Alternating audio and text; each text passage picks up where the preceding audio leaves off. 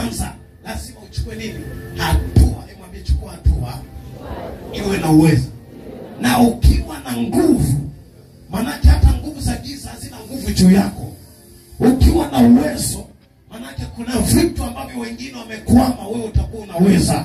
Kwa sababu huwezeshwi peke yako, anakuwezesha ni Mungu wa mbinguni, kwa sababu anajifunua kwako.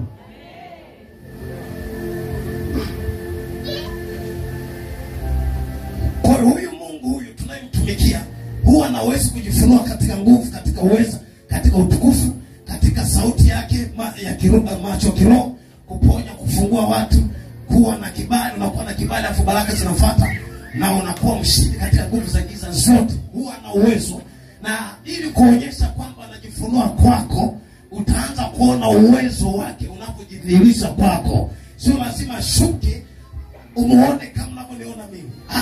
Ataanza kujifunua kwa uweza. Ghafla kuna vitu ambavyo wengine walikuwa wanashindwa, lakini wewe unaweza. Kuna vitu ambavyo wengine walikaa chini, lakini wewe unaweza. Kuna vitu ambavyo wengine wamezimia wanalia, lakini wewe uzimii wala ulii, unashinda zaidi ushinda. Kwani kwa sababu unaye Mungu anayejifunua juu ya maisha yako. Na mimi natamani watu wa Mungu wamtafute Mungu, Mungu ajifunue juu yao. Haleluya. Haleluya. Kwa huyu Mungu anajifunua kwa nguvu, kwa uweza, kwa utukufu. I say, ukiwa na uweza